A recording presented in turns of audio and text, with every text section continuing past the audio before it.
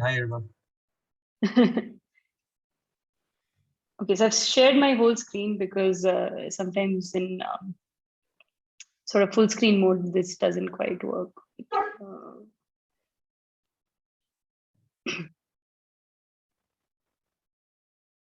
All right. Okay. My slides are moving. Are they visible? Yes. Okay, Yes, ma'am. perfect. Great. All right. Well, thank you again for this. I think I was supposed to be giving this talk a little while ago as well, but things couldn't work out with my schedule, so I was sad to have to postpone. But I'm giving one now, which turns out to be good timing. I mean, this is, I think, in a few days is the deadline for our undergraduate incoming for this batch's deadline for choosing which majors they want. And if you have siblings or friends who are in coaching, sort of in the JEE, have just given JEE, cleared JEE, etc., and you want to be able to give them some tips on what statistics and data science is, which is what the new BSMS program we're going to be starting would be about, then I'm going to try and give you sort of a picture of how, I don't want to say our whole department perceives it, but certainly my understanding of the intersection between these two, and which matches with most of our the department's understanding. I mean, we may disagree on a few topics, of course. Okay, so we'll start. The first thing I start with is the definition of statistics. Now, I have a few degrees in statistics, but I still had to go to Wikipedia to actually find a concrete definition, because I really could not come up with what a layman's definition would be. So it was great. Wikipedia gives a great answer. It says that statistics is the science of the collection, organization, displaying, analysis, interpretation, and presentation of data. Essentially, everything: collection, organization, displaying, analysis, interpretation, and presentation of data, which really, as you might already understand it, seems to summarize data science. Okay. This is the traditional definition, which is certainly true today. Okay. However, this definition was sort of established before computers became the thing that they are today. And so in this sort of new age big data environment, statistics interacts quite uniquely with other fields. And this really opens the doors to a wider area potentially called data science. So from our perspective, the budding ground, or the place of beginning, is almost old-fashioned, good old traditional statistics. So how does statistics interact with other fields for new age data? So in terms of collection, for example, collection of data nowadays is happening grossly online, with a lot of data collected on how users use their phones and their apps, how users move around in the internet in terms of switching between different websites, what they click, how long they hover on a particular part of an internet web page. All of these things are being tracked and understood, stored somewhere, and they're being collected. They're all the time being collected, and that takes in some sort of interaction with computer science, where there's the crawlers of different kinds that sort of work in some smart ways in order to give us the best data possible. Okay, organizing this organizing the data that we've just collected is hordes and hordes of data, requires understanding of some database management systems. So computer technology, computer infrastructure, or just me naively just calling that computer science.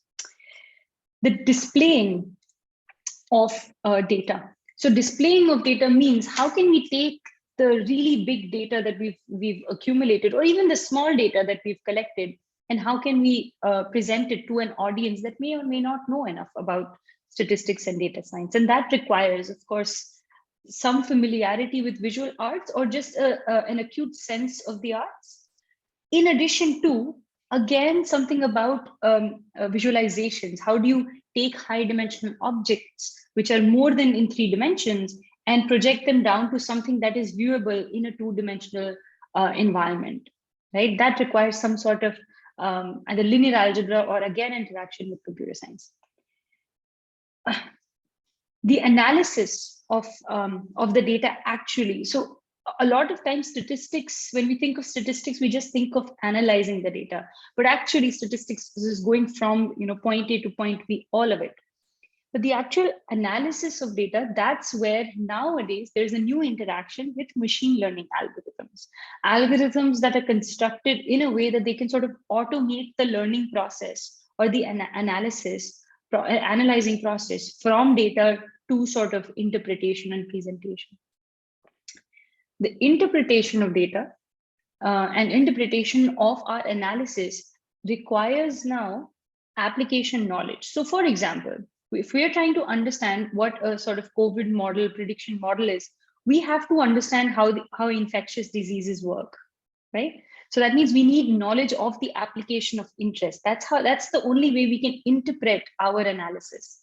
If we want to understand something about sports statistics, then we have to understand the laws and rules of the particular sport we're talking about. Right? And finally, presentation of the actual analyses that we may have done requires, again, application knowledge. So we can appropriately extract the useful information and some software development, because we should be hoping to make the visualizations that we want and present them in a way that's feasible to our audience. So this whole slide sort of summarizes the idea that the traditional sort of statistical methods and understanding of statistics that we had is still there. It's still very relevant to what we call data science, but given the technologies that we live in, more sophisticated methods may be approached in order for it to be a more fulfilling sort of assignment. So that's something I wanted to make sure we understood what statistics is, and maybe what statistics was, and maybe where statistics is going towards. It's going towards sort of a marriage of all of these concepts. Which brings us to the question of what is data science? I mean, we talked about what is statistics, and now the question is what is data science? And unfortunately, I don't think there is a universal answer to this question yet. Maybe at some point, somebody will update a Wikipedia page, which will not get changed in every 5 days. But a general consensus goes back to Drew Conway's Venn diagram, which showed up in a blog post many years ago, which basically did this naive sort of Venn diagram of which actually makes great points. So the idea here is that data science lies in the true intersection of mathematics and statistical methodology, computer science and sophisticated maybe machinery, and application knowledge or domain knowledge or business knowledge. And what lies in the intersection of these is called data science. If you take away the domain knowledge, then all you're left with is the intersection between computer science and mathematics without the domain knowledge, and that's machine learning.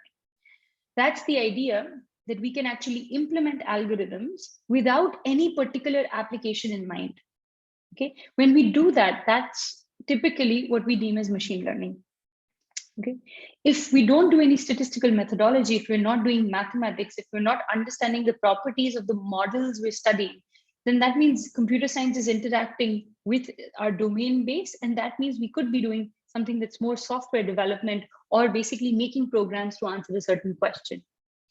And then where sort of traditional statistics used to be without new age technology, with mathematics and statistics interacting with the application knowledge, which was traditional statistics, and that still is very much present.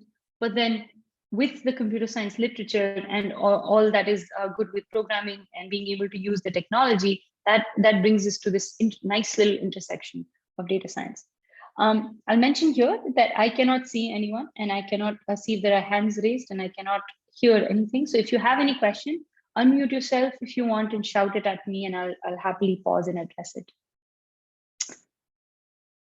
Okay, so what I'm going to do in this sort of, we set up the expectation of what statistics is and what data science is. And what I'm going to do is now talk about some ideas of what research in data science is. Now, I'm not going to give you any mathematical models. I think I have one very silly equation, and that's about it.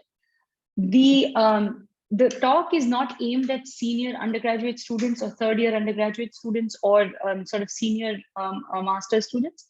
It's almost aimed at the first year students and maybe at the second year students. And so some of it might be too simple and too boring for for some of you, and maybe just play along and leave if you're too bored. But hopefully you'll still find it interesting. Okay, so what I'm going to do is give you a series of examples. So let's start with the first one. My first example is that of a food recommendation system. So what I'm doing is just going through different examples of what I think are interesting examples of statistics and data science mixed together. So let's say we want to program that recommends foods based on a set of likes and dislikes. All right, and it might sort of run in the following way: that a food is shown to you, and once it's shown to you, you sort of identify whether you like it or you don't, and also look within yourself to recognize why you like the food and why you may not like the food. Right. So I'm going to show a series of foods, and I'd like people to hopefully unmute themselves and shout at to me why they possibly like or don't like the food. So here's unmistakably a delicious slice of pizza. So naturally, if you're human, you're going to like pizza. Okay, if you don't like pizza, then okay, I feel sorry, but that's okay. It's okay. It's your choice. But you like pizza. Now the question is, why do we like pizza? What is it about pizza that makes it a delicious food that we'd like to eat? So if you have any ideas on this, what makes it yummy and delicious? Let me hear them. Let me hear some ideas. It's cheesy. It's cheesy. Good old cheese that makes us stretchy little cheese, great texture, just absolutely delicious. What else? What else apart from cheese? I like the bread structure. Like the bread is different. The bread, exactly. The bread, the crust of pizza. It soaks in all the juices up, soaks in the cheese. Great base. I'm getting hungry now. What else? What else? What is a characteristic about pizza that if I think about, I go, oh, I like that. Anyone? That's it. It's cheesy and the bread is nice. That's it. Those are the only two things, right? Okay, for me, for example, yeah, go ahead. The colors of the veggies, like when we see a lot of colors, 2 or 3, so it is attracting. Yeah. So the colors of the veggies. Yeah. I think everybody else will disagree with you that the veggies are probably not very interesting, but I agree with you. I love when there's nice vegetables on top and the popping colors are very, very appetizing to look at. What else? Toppings. The different various toppings, you can sort of play around with it, make it your own, personalize it. Okay, great. We can go on and on. One thing I really like that's underrated is how the tomato base, for example, is a little bit tart, sour, and the way it just makes a perfect match with the cheese. So that's personally, I think that's an attribute. And then the fourth thing that is a good characteristic is in general that it's an Italian food. And typically when people like pizzas, they like pastas as well. And they like this family of Italian cuisine as well. So sort of if you're telling a recommendation system, what are the characteristics of this pizza that we like? Somebody like me would be, yeah, it has cheese, which is great. Tomatoes, which I like the cheese and tomatoes together. It's Italian, which is typically a good indication. The bread is genius. It's very yum. And maybe a characteristic is that it's baked. It's a baked good. Okay. So these are some characteristics for pizza. Okay, let's move on. Let's see what else, what other foods are there. So let's say we sort of told our computer that I like pizza. I like pizza because of these 5 or 6 properties. Okay, the next is this is a croissant. It's basically a baked good as well with flour and butter, lots and lots of butter, delicious butter. Again, lots and lots of butter. And that's about it. It's bread, flour, it's flour, water, and butter. That's basically it. Okay. So because it has butter, it's clear some of the things that people that if I like this, I like it because it has butter. Now, I can say that butter and cheese are both dairy. So there's a little bit of a link between butter and cheese as well. It's sort of Italian as well. In most of Europe, it's French and Italian, both.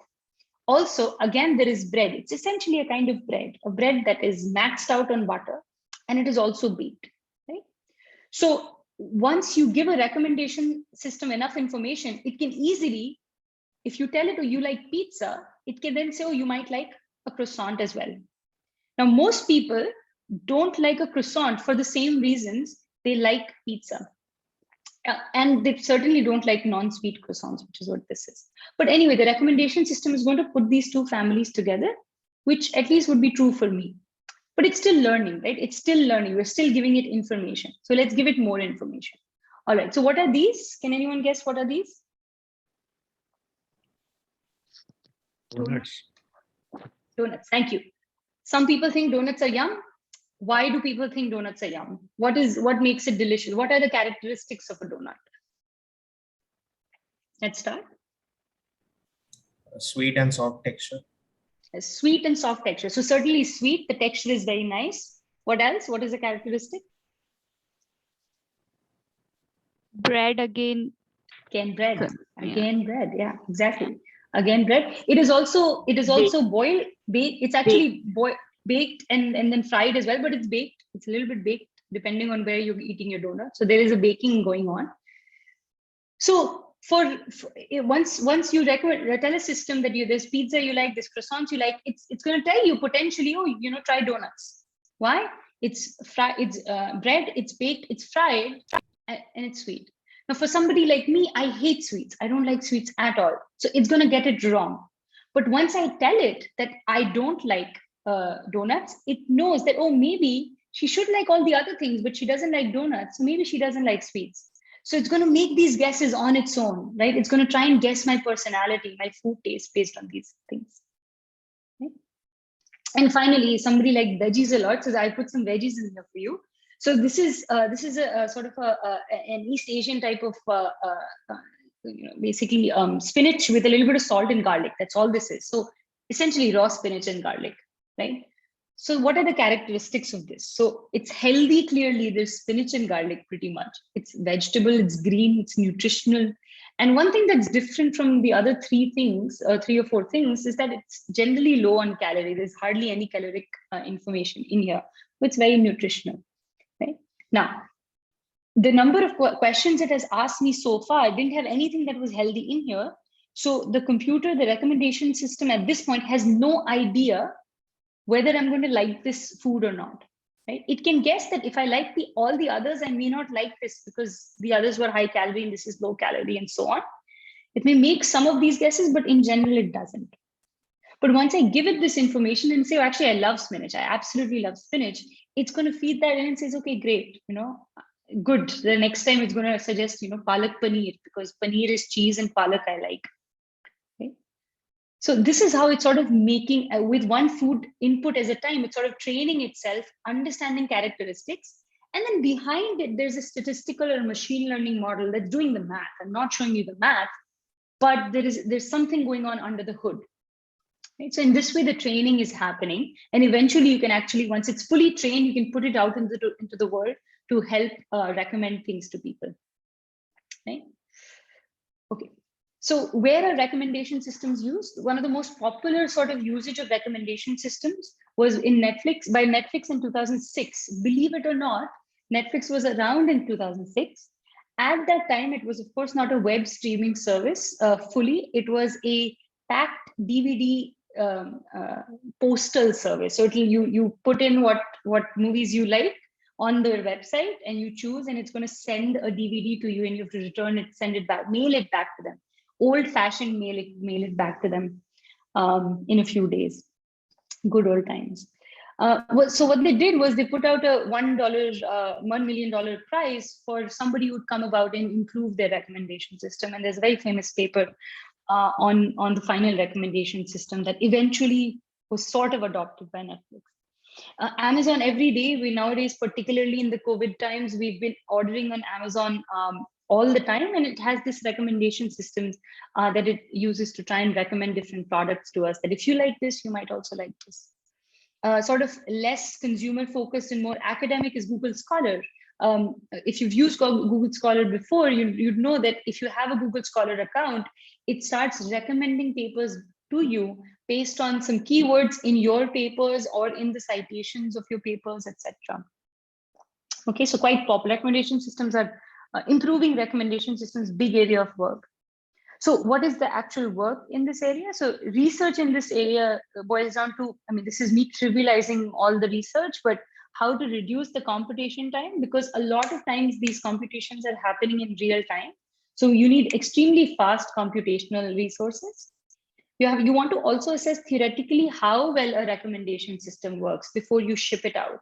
And that becomes a bit difficult, but not very challenging, but it's a good area of research as well.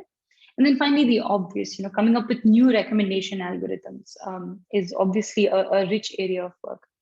Now, recommendation systems previously were using essentially rudimentary, maybe probability and statistics, mainly a lot of linear algebra, but then slowly they've started using a lot of probability and statistics in the sense of, oh, what's the probability that Dutika is going to like spinach? Trying to use a bit more information and creating models. And so that sort of moved this from computer science to data science, to be in this intersection of data science. Okay, so that's our first example. Sadly, this is the only food you'll see, so there's going to be no other food in here. I apologize for that. The second example is something called the barley spectroscopy data example. So this is something I personally went through when I was, this whole example and data set is personally something I had to deal with when I was a graduate student at Minnesota, where we had to, I spent a summer working with the Department of Agronomy at this university. Okay, and here was the whole point, that they had spectroscopy data on different varieties of barley. So barley, think of barley as one of these wheat grains. And they had different varieties, or what's called lines of barleys. And basically they had this whole plot of land, a huge plot of land, where they had made mini plots. And in each mini plot, they had put a particular kind of variety of barley, right? And they waited a few months. And then at the end of the few months, they got this spectroscopy monitor, this JAS monitor. And they went in and sort of read spectroscopy data. So basically different wavelengths were put out and their reflectance back was measured. The point of it was the goal was to identify which wavelengths separate the different varieties of barley out, okay? So just to set up everything, so the spectral reflectance measurements were taken on barley leaf canopies. Barley leaf canopies, as in just this small plot of land where there's barley grown in there, and you're just, with a spectrometer, you're just measuring the reflectance. With 2048 different wavelengths readings ranging from 340 nanometer to 1020 nanometer in small little grids. Okay. Before certain groups of measurements, the instrument was calibrated. So, at every point of the day, whenever the spectroscopy would start, they would sort of calibrate with a white reference, which should give us perfect reflectance, and a dark reference, which should give us no reflectance at all. So that basically tells it that according to the environment, what is the current perfect reflectance and no reflectance. And after calibrating the machine, they'd go in and start doing the lines of barley's readings. Okay. So the goal was to see based on just the wavelength readings, can we identify which species is a particular barley characterization? Can we just identify the species based on the reflectance readings? So the data itself, I actually still have it on my machine, looks something like this, where on this sort of plot over here, these are the wavelengths ranging from 340 going downwards. And then this is the individual plot of land that they have. And this is the reading for when the data was read.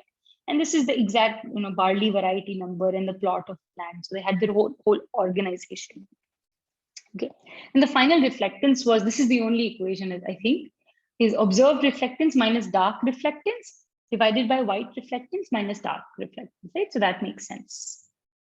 Okay, here's what a visualization of the whole data looks like. So on the x-axis are the wavelengths going from your 340 up until 900. We chopped off the end a little bit.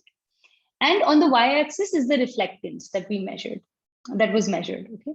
And the different colors are the different lines of barley, the different varieties. Okay, so now let's remember our original goal. We want to separate out, we want to see if we can, looking at the trajectories or different wavelengths, can we identify one barley species from another? So looking at this plot, do you think we can identify one species from another?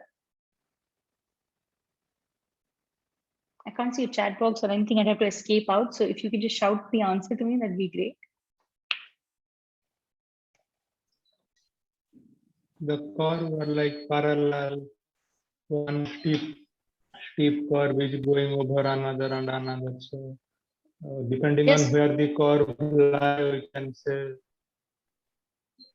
Depending on where the curve lie, you can say which barley it is. Yeah. So, but in general, if you look all around it over here, yes, they have the same overall pattern, which is great. That means at least there's some pattern. But at the noisy parts and over here, there's certainly all the colors are all overlapped. And in fact, if we zoom in over here as well and zoom in over here as well, still the colors are all overlapped. Okay, so it may not be immediately visible, but the colors are all overlapped in those two areas as well. Okay? So what I'm trying to say is that because of that, what's happening is that at least visually, we can't really see that there's any potential identification we can do right off the bat. There is almost none that we can think of, right? Okay, so we, as the consultant on this particular, with this particular department of agronomy, that was our first result that, oh, nothing is possible, because we sort of looked around and said that it's going to be impossible. But then we had to ask the question, why? Why can't we figure out which wavelengths, or why can't we identify species based on wavelengths? The science indicates we should be able to.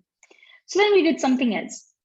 We said, okay, because for each species, there were multiple plots of land that had the same species. You couldn't just put in one plot of land. There were multiple plots of land that had a particular species. And so there were two species, one called Carl, one called Lacey. And what we did was for Carl, there were 4 different plots of land, and Lacey, there were 4 different plots of land. So we plotted the different readings for each of those Carl and Lacey's together. Okay. And so, for example, just let's focus on the top point. We see that for the same species, based on which day and what time the data was collected, we see completely different readings, right? Particularly this green one is very different from, it's not even parallel, right? And you see over here also, they're not following the same pattern as we would think. Okay. So now, does anybody have any idea as to what may be going on?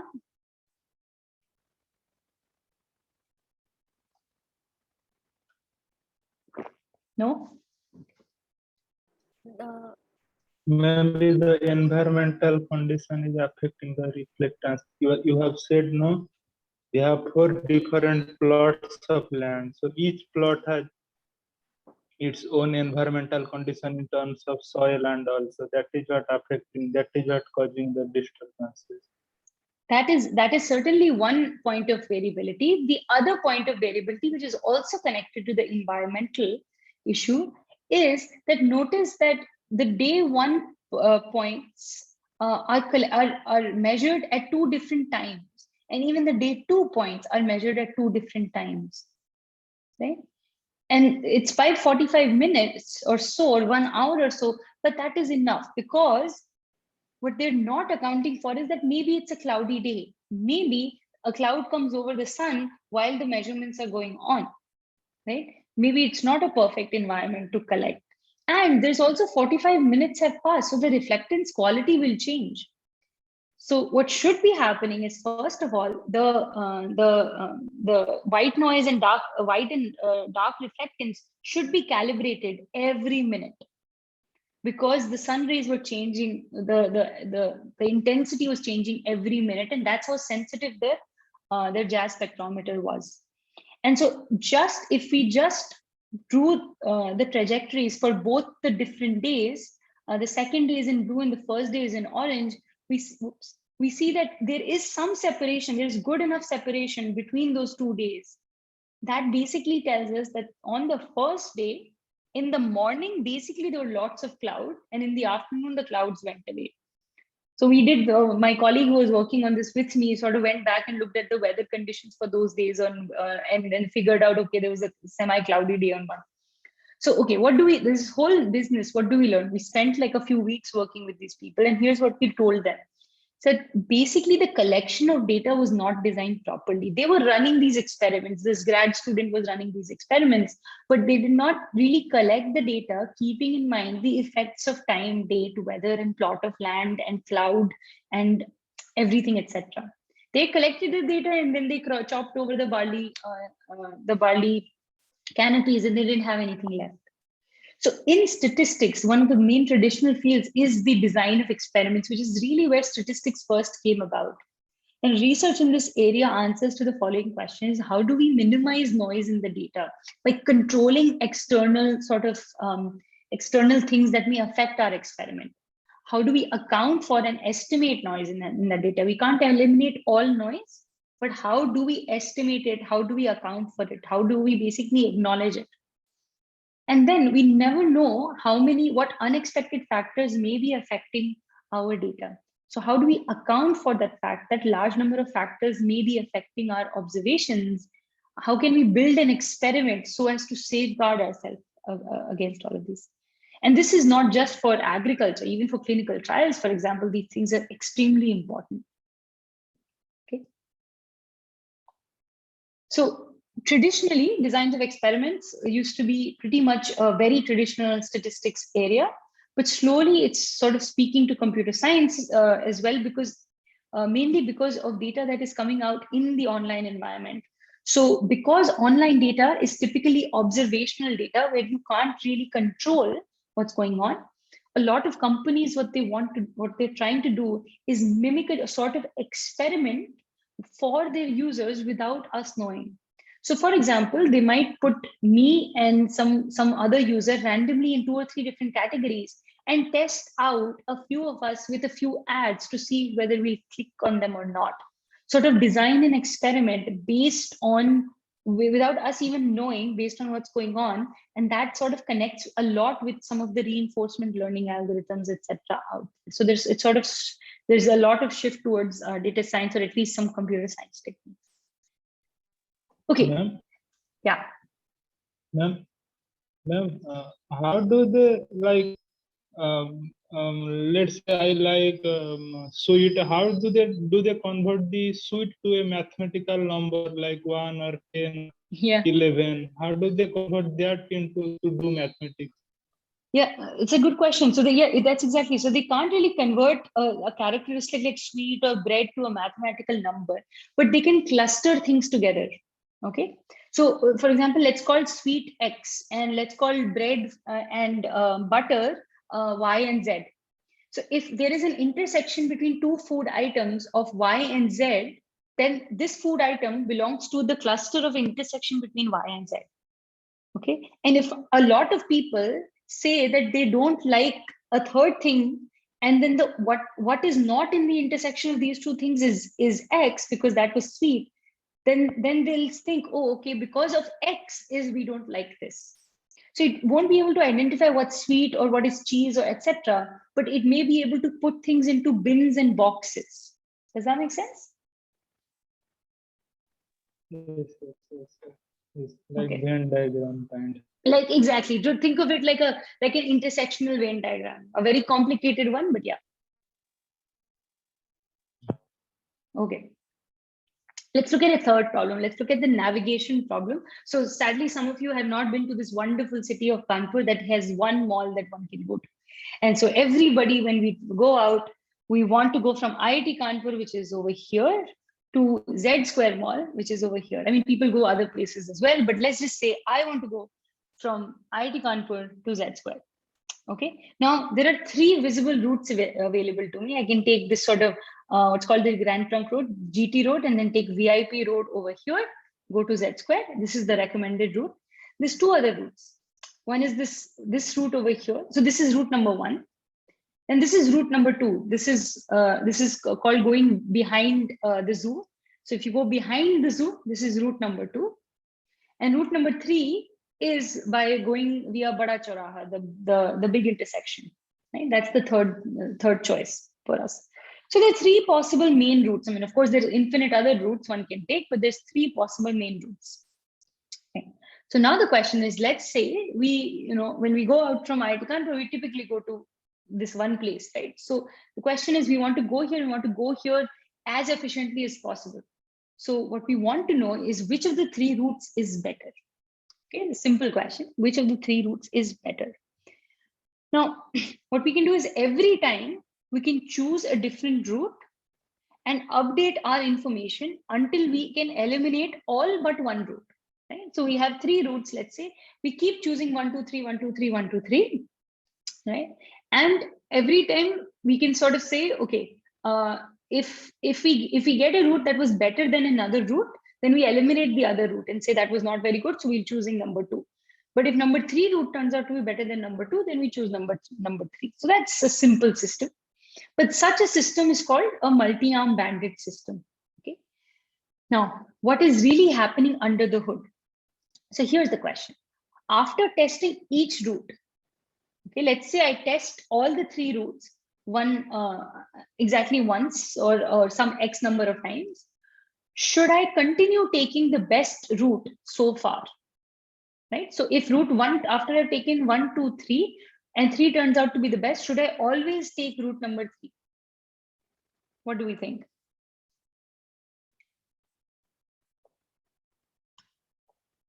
There can be Yeah. more traffic on some days. Yes, there are some other external features. There could be more traffic on some days. We also don't know what happened. Why was route number 3 the best? Maybe it so happened that route number 3 was best because it was a weekend when we went the few times, right? Or maybe there was an accident on some other place, and so the other routes turned out to be slower when we went there at that time. So the answer often will be no, since we then won't be able to explore the other routes exhaustively. We won't be able to help ourselves out and say, exhaust the other routes and say, okay, those are certainly bad, right? And then another question is, for which my animation is horrible, I already have the answer, but should we randomly keep choosing between the 3 routes, irrespective of the knowledge of the best route so far? That obviously seems like a waste. That no, we know which route is best so far. So we want to take that route because we know it's been the best so far, but it's possible other routes are also better. So we want to be able to exploit that route as many times as we can, but also be able to explore so that we don't completely rule out some routes that are equally good or better. So this is an exploration-exploitation balance that needs to be maintained when we're trying to choose between 6 or 10 or 20 different things that all can lead to the same result. Okay. Of course, the navigation problem is almost a silly example of this, but in our real lives, there's other examples. So for example, restaurant selection. So there's the concept of exploration here as well. We can exploit, as in we can go to our favorite restaurant again and again and again. In this new environment, we can order from Zomato or Swiggy from the same place again and again and again. But that means maybe we are missing out on something delicious that is out there that we haven't tried before, right? New experiences, new foods, a place that serves great biryani that I have not been able to try out because I'm just exploiting what I have understood so far, right? Now, a more real sort of example is online ads. Companies so far have knowledge of which ads are doing great, and they want to post that ad so that I click on that ad as much as possible. But they also know that there might be other ads that I may want to click on more. I just have not had that much data to understand which ad is better.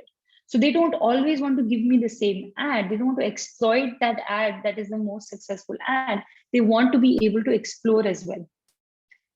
Another example is oil drilling. This is it used to be an issue, or it used to be an example of multi-arm bandits, although there's ethically maybe some issues here, but still you can continue to drill at the same best known location, but maybe there may be another location that's out there that will be more viable in terms of resources that it provides, right? And finally, again, some debates on whether it's actually implementable, but treatment allocation in clinical trials. I mean, think of clinical trials that are happening for vaccines. There is going to be different sort of vaccines that people are testing out to try and understand the efficacy of a vaccine or some drug. And so the doctors who are trying to understand, which drug is a better drug for a particular treatment may not want to give the same drug every single time, because what if the other drug is actually better? We just haven't explored it enough. Right? So plenty of examples, but there's this balance that one has to maintain, right? And this multi-arm bandits are a special type of reinforcement learning algorithms. This used to be very much fairly non-statistical, or maybe naively statistical, and now there's a lot of statistical questions being asked in here. So, for example, what are the probabilities with which we can explore and exploit? And these are not simple questions. It depends on a lot of domain-based knowledge or understanding of how do we want to explore the problem. When should we stop the process and declare the best route? So after I have 3 different routes to go to Z Square Mall, and I can keep running the experiment, but at some point I have to decide which is the best route to take, right? But what if we have other information, like somebody pointed out that what if there was the time of the day or the number of past accidents or maybe new construction going on and so forth. There may be other information called covariates that we may be interested in. Okay. So this is a very sort of almost a trivial example, but an example nonetheless of reinforcement learning. Okay, something that's more closer to home for me is Monte Carlo simulation. When I first made this sort of example, I was 30 years old. Now I'm no longer 30 years old, but the slide still says 30 years old. So it's my 30th birthday, assume. And my friends bought me a cake with 30 candles on it. Okay.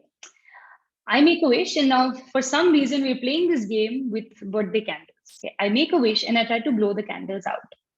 Every time I will blow out a random number of candles between 1 and the number that remain, because I'm a statistician and probabilities are fun. So if there are 30 candles, I will blow out any number between 1 and 30. Whatever number of candles that remain, I again try to blow out any number between 1 and the number of candles that remain. Okay, and I keep doing this until all candles are burnt out. So the question is, how many times on average do I blow the candles before all the candles are extinguished? All right, simple question. Any guesses? If I'm 30 years old, how long do you think this is going to take?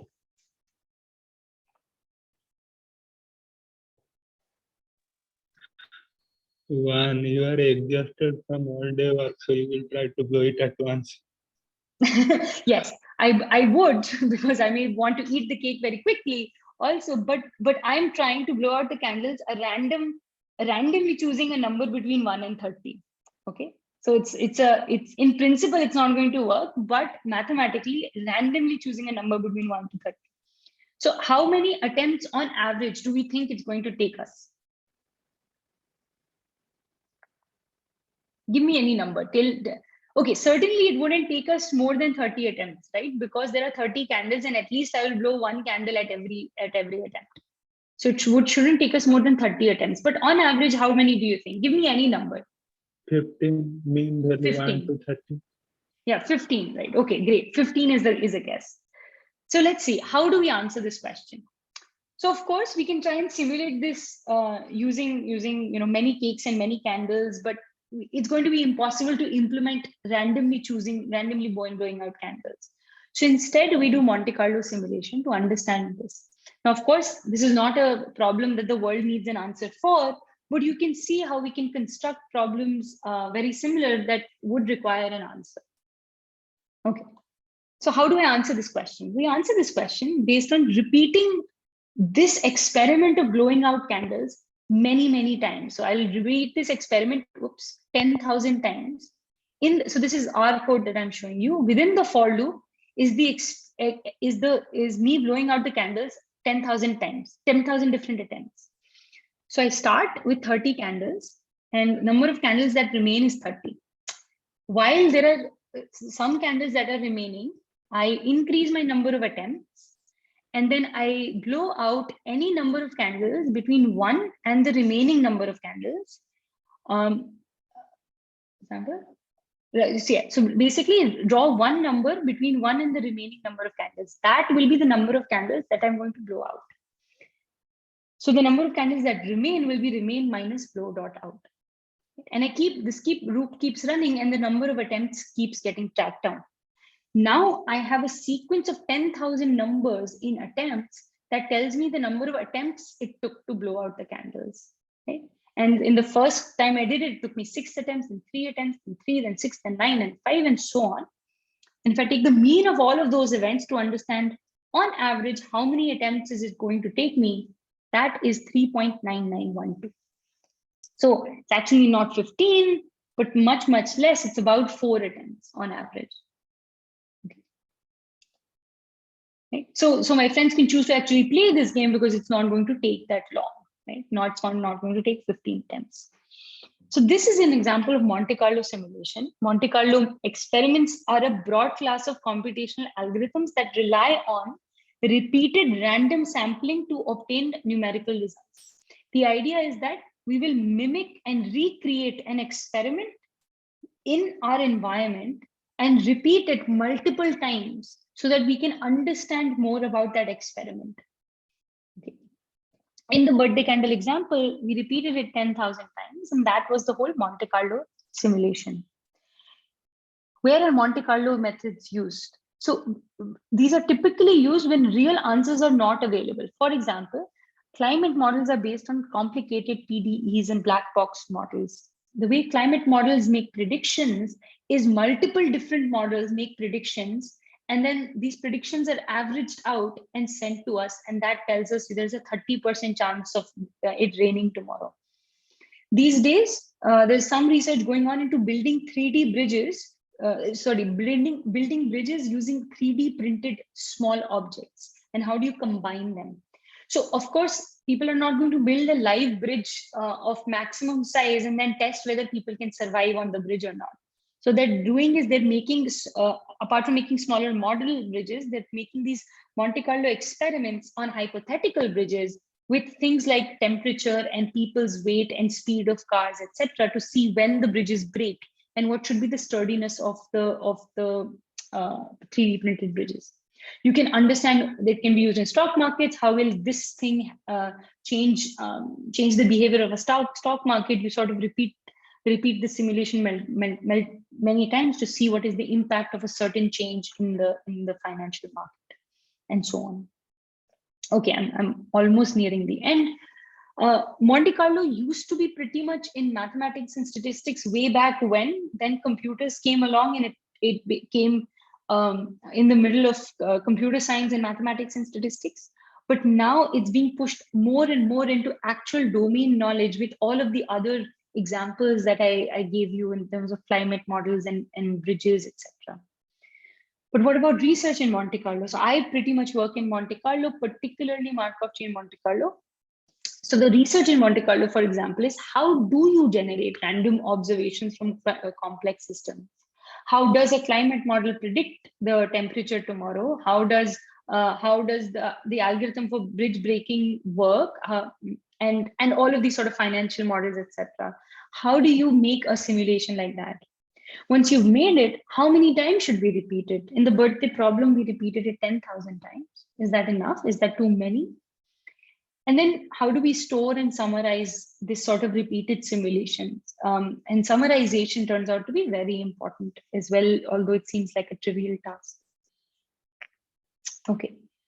Some just quick other examples, and then I'm almost done. So some other examples, the first is brain imaging, for example, via functional fMRI or magnetic resonance imaging machines, or diffusion tensor imaging machines. So a rich amount of work is happening right now in trying to understand how to basically tackle Alzheimer's. And often a lot of this work goes on with functional fMRI. So, patients lie in an MRI machine, and over time, different sort of triggers are shown to them, or images are shown to them, and their blood oxygen levels are tested in their brains and seen what are the readings of the blood oxygen levels. And based on that, there's a model of the brain that's sort of created and assessed, and try to figure out how the brain is connected, and many other questions. a big sort of application is automatically cross-classifying books in a library. So you can imagine a library like ours has so many articles and books and papers coming in. Somebody has to read them every day, maybe, or understand where to file a particular book or article or paper, right? And that seems challenging. So there's lots of classifiers or semantic learning tools that allow us to do this, and again, use a lot of statistics, a lot of machine learning, a lot of domain knowledge as well. And then literally machine learning was IBM's Watson, which is a machine or a robot or a computer that competed in this famous Jeopardy game show and actually beat its contestants on Jeopardy game show, seen here in this great green head of its. Okay. Another thing is a lot of these examples are sort of big company sort of making more money sort of examples, but there's also a lot of data science for social good. How do you control pollution in an environment? How do you identify which parts of a city are pollutions more need to be controlled more, and how do we conserve wildlife? Lots of work happening there. Understanding nutritional level in poor populations and constructing district boundaries in states for voting purposes. So this fourth point is very important in something called gerrymandering in the United States. And how do you actually put boundaries of different counties? Quite interesting stuff. So if you're interested in doing data science for social good, there's a pretty cool data science for social good fellowship program that's over here that you can look into. I'm not sure what the eligibility are, but it's a pretty nice program. And finally, the where, what, how for statistics and data science. So where can you learn more case studies of interesting work? A great journal or a great place is the Harvard Data Science Review. Sophisticated data science-based models to try and particularly answer questions in domain knowledge, in domain areas. What skills do you need? You're mostly, mathematics and statistics, thematic students, but mathematics and statistics for sure. Some knowledge of database management and a general understanding of computers, but also understanding good linear algebra, going back to mathematics, a lot of coding, C++, R, Python, and to make some students happy who really like Julia as well.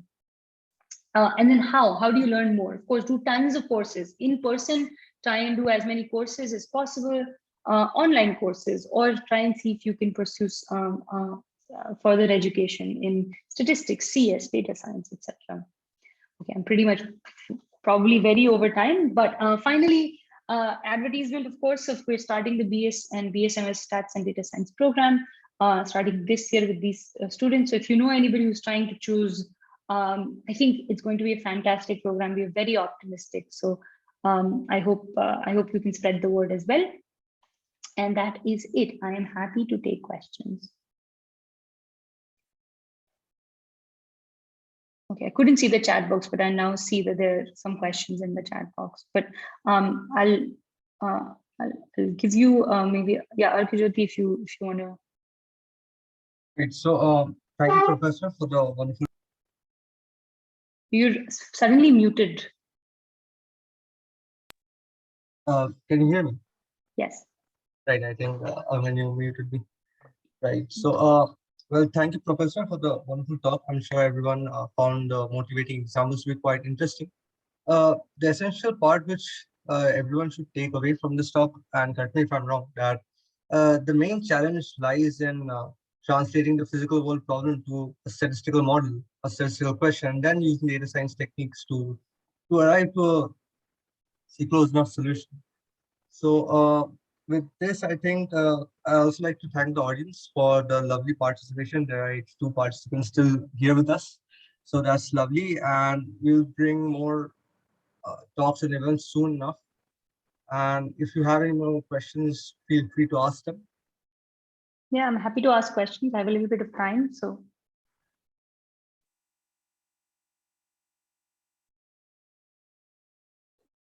Ma'am? Yeah, Vishal, go ahead. Yeah. Ma'am, like. Is someone going to say something? You can ask later on. Okay. So I had a technical question about the new program. Mhm. I wanted to ask if the open electives that are mentioned in the document, is it like anybody who gets admitted in this program can get any of these courses, or uh, like would there be a procedure in general with open Yeah. electives as there is?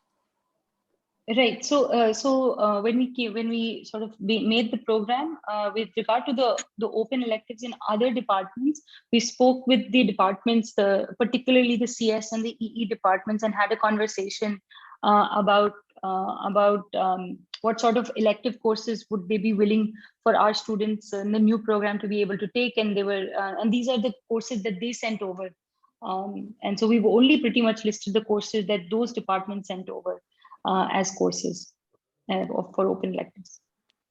Like my actual concern is with the eligibility criteria, because I have been, from a non-CSE department, and I know how tough it could be to get some of these courses that I have tried to get in the past. So I'm, particularly concerned about this is because there is a whole range of very significant courses which take up a big part of the data science, double quotes, which are in the open electives section and not in the department compulsory section. So if it's tough to get these electives, and there is no separate quota for students from this department, then that kind of changes things Yes. in regard to. Yeah. Yes, absolutely. And which is exactly why I don't think it would be reasonable to have an actual quota, because we never know how many students are actually interested in those courses. But this is the exact reason that we spoke to those departments and had them suggest the courses. And there is conversation, there has been conversation. There's people in the department who've in those other departments who've sort of given their feedback on this issue as well. Okay. Thanks. There was another question I had about the content of the data science labs. Mm-hmm.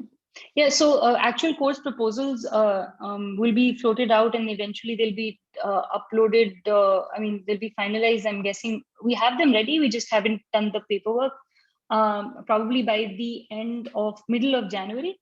But I can tell you right now, Data Science Lab 1 is a lot of sort of core, a fair amount of Python, a fair amount of R. And the focus on understanding data biases, data collection, and sort of without any statistics at all, zero statistics involved, just familiarizing with exploratory data analysis, etc.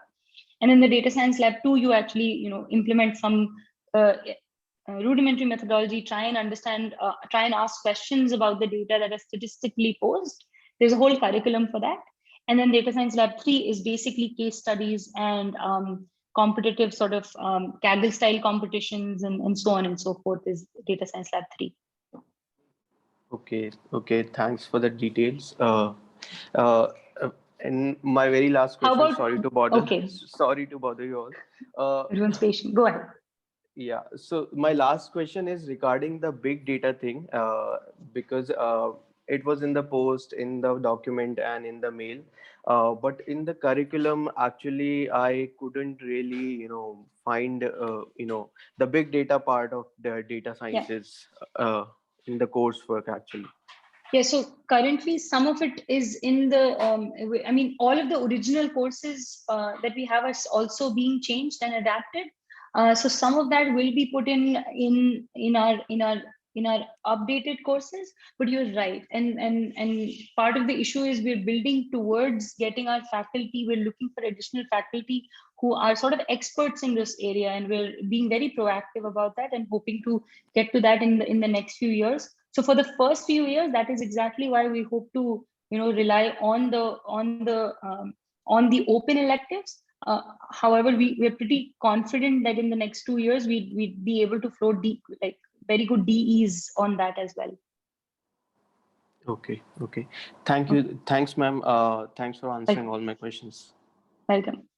Okay, there's one in the chat box by Anshuman. Isn't MAB and exploration exploitation applicable to nearly every decision-based question? Almost absolutely. That's absolutely right. It's a very fundamental concept. The MAB itself has a particular style of making decisions, and exploitation can be nearly applied to every decision-based question. That's pretty much true. Yes, I did put Julia in there because, I mean, even as much as I didn't enjoy it, it does have a future. And I think for students who are learning, it may be useful to actually see whether Julia fits them or not. And if enough people like it and use it, then maybe, we'll move away from R eventually. But for now, I don't really see that happening in the next 10 years. Okay. Good evening, ma'am. Hello. Hi. Yes, ma'am. I have a question. Ma'am, as we know in the physical world, everything comes with a cost constraint. So in the problems of navigation and oil drilling like this, where you mentioned that the process goes on for some time and then we have to stop means at a certain step. Ma'am, how does the program get to know about the cost constraint which we have with us? Yeah, so of course that's but I mean, you can't really close our eyes, and we can't really close our eyes and just say no, the mathematics will drive everything. I mean, public policy and costs and all of these things will drive the decisions. But some of those decisions can happen quite. So, for example, a naive way of stopping would be, we will continue this process of drilling up until 100 test drill. That's the money we have. So the cost feeds into the stopping criterion, right? Another stopping criterion, when there are less costs, could be, for example, in the navigation problem, I will stop changing routes when the average difference in time. So when the average difference in time is maybe 2 minutes. Okay, as soon as I have a 2-minute improvement, I just want to make sure I take that route, for example. Okay, ma'am. So indirectly we're coming to this place of cost constraint. Yeah, I mean, it depends on how we want to implement it, right? And what our science is. This is where the domain knowledge comes in. This is where statistics in computer science by itself will not be able to solve problems in that application field, right? The application field will have to feed in that, wait a minute, I can't just close my eyes and just keep drilling until the end of life, right?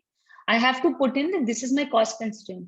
How do we as statisticians code that into a mathematical model? That's our responsibility. Okay. Okay, thank you. Thank you. Is the answer, Suyash asks, is the answer to the birthday cake problem log n plus gamma Euler-Mascheroni constant? Suyash, here's your answer. I'm a statistician, not a mathematician. So I just do Monte Carlo. I have no idea what the correct answer is. Okay, no idea. I think, I mean, there is a closed form solution, but I have never given it a second's thought, because I can write that code much faster than I can find that answer. In Monte Carlo simulations, the more iterations will always be better, or is there regarding improving the accuracy of the solution, or is there any other constraint? I mean, yes, there is a constraint of finite time, but yes, more simulations is always better, is always going to help you. But there's constraints, there's resource constraints. Maybe you can't save all that data all that time. Maybe there's time constraints. Maybe doing one simulation takes 24 hours. So we can't do 1,000, 10,000 simulations, for example. And so how many simulations we want depends on how much we think is sufficient. And determining this question will depend on understanding the statistics of it, understanding the variability of the final answers we're getting, and making sure that we have good, robust and answers that are not going to change from simulation to simulation. In general, you run it longer and it's going to be a better thing. Ma'am, good evening. You have mentioned that for a 30-year-old, the number of times will be required around 4. So that will be much number of cases will be required whenever it will consider for a child or for an older person. So does this number of 4 times is considered to be a age around 30, or the whole statistics is based on overall the overall age constant? Oh no, so the fact that it took 4 attempts on average is very much connected to the fact that the person is 30 years old, right? So you change the 30, then if you increase the candles to 70 or 100, let's say, then that means that this is going to take more number of attempts on average. I'm considering, suppose this is not a birthday problem, but a child is blowing 30 candles. Then the number of times will be required will be much more than in the case of for a 30 years old person. Why? Because a child has smaller lung capacity? Is that the point? Yes, Oh, ma'am. Okay, that's fair. So here we're making the critical mistake of reading a question but not being able to extract the statistics from the question. Okay, so here's what I mean. It's my 30th birthday and my friends bought me a cake with 30 candles on it.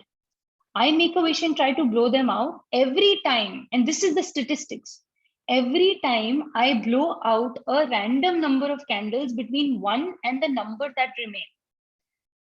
Okay, so that means there is a distribution, there is a random variable, or there is some randomness that has fixed characteristic that every time I will blow out a randomly chosen number between 1 and the number that remain. Irrespective of what age I am or who I am, does not matter. The statistics of it mean that I will blow out these number of candles. Okay. Now, this actual birthday cake problem is not one that is very interesting, right? You can't really see why this would be useful in real life. But we can imagine that there would be scenarios where we may be posing questions like this, which don't have easy solutions available. Does this make sense? Yeah, ma'am. Okay.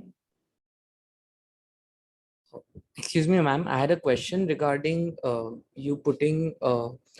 I think you wrote like there's tons of online courses. Are there any particular ones you'd recommend, books or courses or stuff like that? It depends on where your interests lies. I mean, what sort of exposure are you looking for? No, like for example, a person who has a good background with like undergrad math, but not maybe with statistics and all, but wanting to switch to it, but while parallelly being in a different department. Like I'm a grad student in cognitive science, so I have like I want to learn the applications, like the statistics and the data applications and all those things, but I have a good background, I'd say, in mathematics. So yeah, so there's a famous book called The Elements of who knows this? Tipsharani, Elements of Statistical Learning. Thank you. Elements of Statistical Learning is a fundamental book, particularly for somebody who is not afraid of maths. Is a great sort of almost Bible maybe now for sort of new age statistical and ML techniques. So it's Tipsharani, Witten, and I guess a few more people. yeah, I've seen it recommended online, but never got to reading it yet. Thanks. I mean, if you're familiar with mathematics and are not afraid of it, they don't really go too much into it, but they do rely on mathematical rigor a fair amount. But so I would recommend starting from there. That'd be a good place. Thank you. Okay. Okay, Anshuman, for 30 randomly sample averages to 15, we are left with 15. Again, the mean is 7.5. Now that is blown off. So 5 attempts. Yeah, the answer is 4, but I don't get why. So okay. So so what you're doing is you're thinking of the mean of every attempt is different. The mean number of candles for every attempt is different from the number of candles. So the number of attempts overall. Okay, and that's not so the number of candles you blow in every attempt, turns out they're not going to be independent of each other, right? They're dependent on each other because every time the number of candles that blow out are different. Our left are different. Okay. So you can't really sort of do what I think what you're trying to do is almost treat this as an additive problem, but it's not.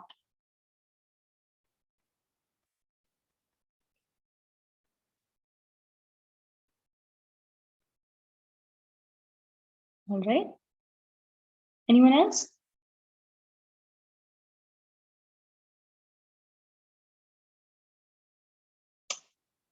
Somebody said, could you address my query? But the person's left. How does introduction of this branch affect the students of MTH branch of IITK? I mean, a separate version of this question might be useful for both students, for students of MTH doing a minor or double major. If you're in MTH, then if you're in math and scientific computing, then you're in math and scientific computing. If you're in statistics and data science, then you're in statistics and data science. Yes, there are double major, there's a double major and minor options, and that's the same as it is for everyone else. So I don't think it really affects math and scientific computing students much. And I guess Suyash has left, so I don't know. Okay, I think we are done with the questions. So thank you, ma'am, once again, and thank you to the audience. So we'll Of course, I'm meet going to again stop sharing. soon. And with that, let us end the session. Thank you, ma'am, once again. Thanks everyone for having me. Have a good weekend, everyone. Bye-bye.